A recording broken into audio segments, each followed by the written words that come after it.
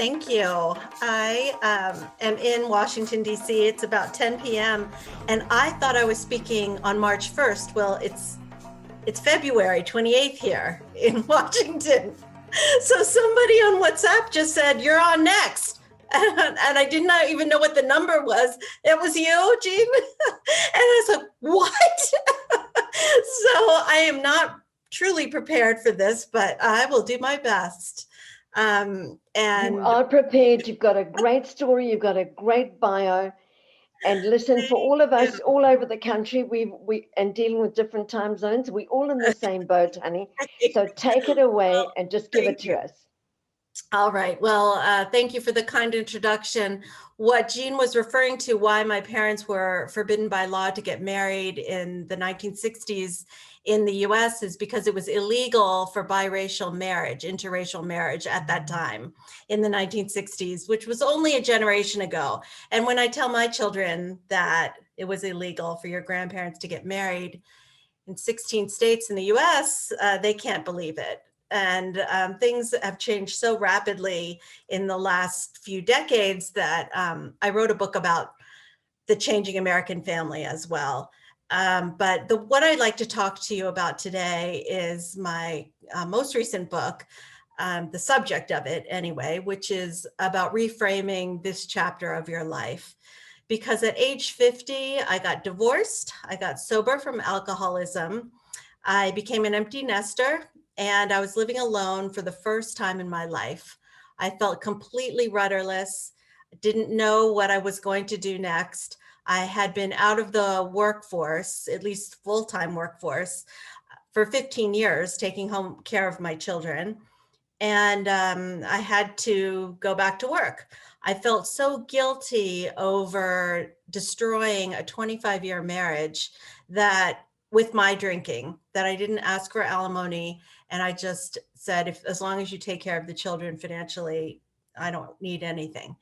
So I had to recertify, take the bar exam in Maryland and to become a lawyer again, to make my living. My passion really is helping other women through my writing, through my counseling. I counsel other victims of sexual assault as I was raped as a high school student, and mentoring women with addiction who are in recovery.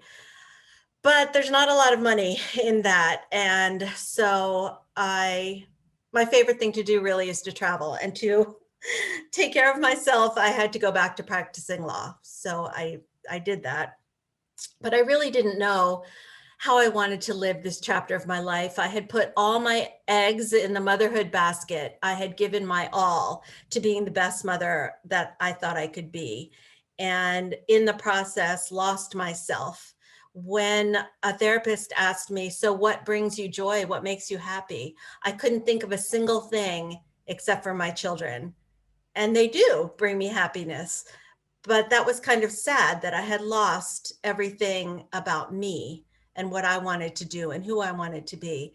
So for my 50th year, I set out to try 50 new things to discover how I wanted to live this chapter of my life. And those 50 things included thrill-seeking ventures, social activities, spiritual endeavors, adventure travel, physical challenges, social learning and teaching. And what I learned quite a bit about myself. There are a few things on this list of 50 that I will never do again, but I wanted to stretch my comfort zone. For instance, I'm a terrible singer, but I wanted to know what it felt like to get up on a stage with a microphone and sing. And so I went to an open mic night where I didn't know anybody, got up, sang something. I was terrible. The people were polite and they politely clapped. And I left the stage saying to myself, I never have to do that again. But what it did for me is it stretched my comfort zone and enabled me to realize the adage that courage is not the absence of fear, but courage is experiencing the fear and doing something anyway. So I built my confidence to know that I wasn't going to die by doing something difficult. I was a person who used to run from anything that was uncomfortable. And I learned that I can tolerate discomfort, and I can learn how to be a strong person by myself. Perhaps one of the most important lessons that I learned was that no one is responsible for my happiness except for me. I looked for so long for affirmations from other people as a barometer for how I felt about myself. And I no longer need that. I spent most of my life people pleasing. So I would do things to make other people like me, or to make me feel good about myself because I made someone else happy. That is not my modus operandi at this point in my life. When someone asks me if I want to do something, for instance, I will ask myself several questions. One is, do I really want to do this, or am I doing it to make somebody else happy? Two, is this something that brings me closer to my goals and the person that I want to be? And three, is this going to unnecessarily deplete me from using my energy for my own passions and the things that are most important to me? And I would typically, before this whole year of magical thinking, I would put other people's needs first. But I also learned that unless I was taking care of myself, I couldn't be a good friend. I couldn't be a good mother. I couldn't be a good worker if I was trying to pour from an empty cup. I had to fill my cup first. And so I learned so many things in trying this series of 50 things to figure myself out. One of the biggest life changes that occurred was I sold most of my belongings, put the rest in storage, and went to the other side of the world from the US. I went to Nepal and lived high in the Himalayas for 2 months, volunteering at a school in the poorest region of Nepal. The people there had never met a Westerner. Most of the people couldn't speak any English. They had no running water, no electricity, and they were the happiest people I had ever encountered. And what I learned was what's really important in life. It was an extreme exercise in gratitude, that the most important things in life stemmed from my relationships and other people's relationships. If I didn't have anyone to care about in my life, if I didn't nurture the relationships with those with whom I'm the most close and love the most, then I really had nothing. And I realized that I had spent so much more time and frugality with my money as opposed to my time, because I saw in my travels and in my year of trying different things that we don't know how much time we have. We don't know if we're going to die tomorrow. We don't know if we'll get a bad diagnosis tomorrow. But I was giving away my time willy-nilly to things that didn't really matter to me. And now I'm a lot more careful about how I spend my time as opposed to how I spend my money. Well, I do that too, but I stay away from negative people now. I stay away from energy vampires. I'm very selective and intentional about with whom I spend my time, and that I surround myself with people who bring out the best version in me. We encourage each other. I don't want to be around people who gossip anymore, or who are negative, or who are looking at the glass as half empty. Because in my eyes, I'm still alive and I have a lot more living to do. And as long as I am here, my number one goal is to make this world a better place because I was here. And that doesn't have to be on a grand scale, although I am proud of a few big things that I have done. I'm also proud of the fact that I do random acts of kindness that no one will ever know about. When I walk my dog, I pick up trash. That's the thankless job. It's kind of gross, but it's making the world a better place. I care about Mother Earth. I care about leaving the earth a better place for my kids and for the next generation. Another huge lesson I learned was not everything has to be said by me. Not every thought that comes in my head has to be said. because as a woman in long-term recovery, I know that I can't control my first thought, but I can control my second thought, and I can always control my actions. And so my relationships with almost everyone in my life have improved because I count to 10 before saying almost everything. And I say to myself, is this something that needs to be said? Is this something that needs to be said by me?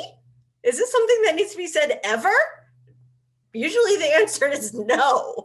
And especially with my 20-something-year-old children, my relationship with them is so much better because I really just keep my mouth shut. If they want my advice, they'll ask for it. But 9 times out of 10, I might have a good motivation for thinking that I want to share something with someone, but they don't always want to hear it. And it's not always my place. I've gotten a lot better at determining what's mine and what's not. And if it's something that's not mine, putting it down.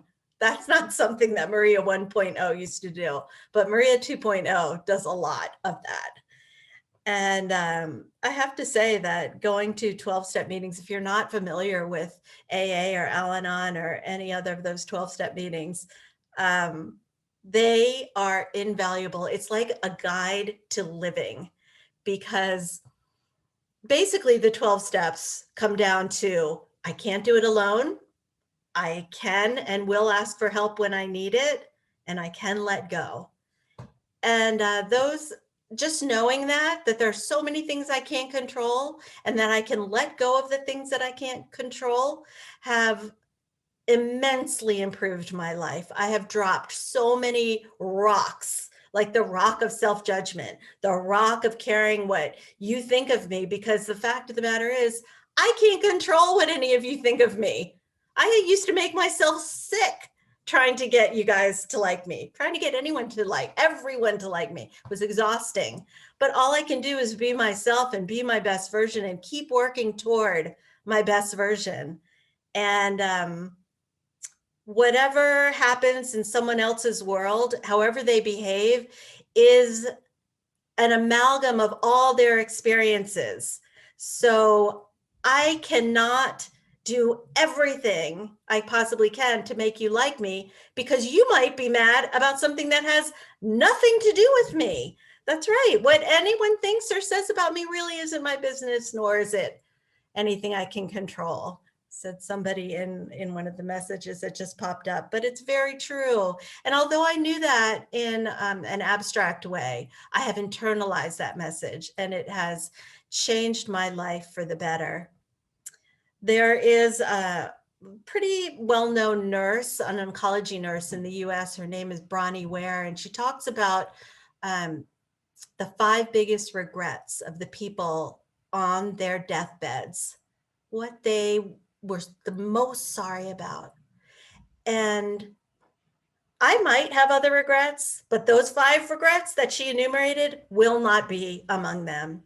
And one of them was, I wish I let myself be who I wanted to be rather than what everyone else expected of me. I mean, how wonderful if we can allow our children to be who they want to be and what they want to be and not be just in bondage over societal expectations. How wonderful that would be. Another one is, I wish I had let myself be happier. How wonderful it was for me to just drop so many rocks that were holding me back and pursue the small and big joys, and to really embrace an attitude of gratitude for all that I have rather than all that I don't. The fact of the matter is, everyone in this room right now, we can see, we can hear, we can breathe. Not everyone has those luxuries. I don't take that for granted anymore. I wake up every morning and think of at least 10 things for which I am grateful. And they can be really minor things or they can be really profound things. I mean, I can walk, I can touch, I can experience a sunset every day if I allow myself to do so. And if I don't take time to enjoy and savor these glorious things in front of me, then I believe for me that I'm wasting that time. So I spent so much time in this year. It was the best gift I ever gave to myself. I broke I broke free from the tyranny of judgment and things.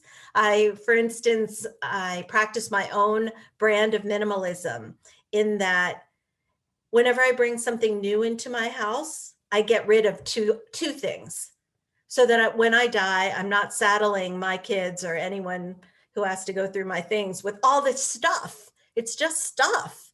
I want a simpler life. I want to focus on relationships and experiences, not things. And I want the clutter out of my life. And I'd rather help another person with the things that I'm not using than let them just gather dust around. So I've reclaimed my power. I have reclaimed my hope. I have learned that no is a complete sentence. And I can say when someone asks me, do you want to do X? I can say, no, I have another commitment. And I don't ever have to say what that commitment is, because that commitment can be to myself. That commitment can be to putting up my feet, relaxing, replenishing, and recharging. I don't owe whomever is asking me any explanation. I need to practice self-care so that I can be my best version and I can go out in the world and fulfill what I want to do. There is also one of my great teachers is Viktor Frankl. He wrote a book called Man's Search for Meaning, and I periodically would go back and look at it. He is a psychiatrist who was in one of the concentration camps in World War II. And he did not allow the Nazis to break him. He recognized that everything was taken from him except one thing, and that was the power to choose his attitude in any given situation. No one can make you feel any certain way without your consent. And so he recognized that there was a pause between a stimulus and a response. So when something happens, no matter what it is, you and I can choose how we're going to respond to it. Are we going to just admit defeat and just say, there's nothing I can do? There might not be anything I can do with any given situation, but I can choose how I'm going to look at it and how I'm going to respond. And if I'm just going to react in a knee-jerk fashion, or if I'm going to respond with thought, with how I control what I can and let go of the rest. Am I going to just be glum, even if life deals me some pretty bad cards, which it has? Or am I going to take the lesson and move forward? Because every single situation and person that crosses my path has the capacity to teach me something if I allow it to. I, as a young woman, was sexually abused by someone in my family. And it took me years to tell, it took me 2 decades to tell anyone about it. I was so ashamed. I thought it was my fault, but it isn't. I was a child. And it doesn't define me anymore. In fact, I use it to help other women now. I choose my response to a very, very horrible thing that happened to me. But I have nurtured that little girl. I take care of her still if she needs care. But I have moved forward, and I am not a survivor. I am a thriver. And whatever it is in life that is holding you back, bringing you down, it doesn't have to be the end, and it doesn't have to define you. You too can choose your response. And just because your response one day or one moment isn't what you want it to be, we have the luxury of choice. We have the luxury of starting our days over at any moment. And my wish for you, as I see that my time is about to expire, is that you seize this moment and the momentum that we are building by propping each other up, by sharing our stories of victory and strife and moving forward. Take what feeds you, leave the rest. And I hope I have shared with you even one thing that helps you move forward to becoming the best version that you can be. Thank you so much.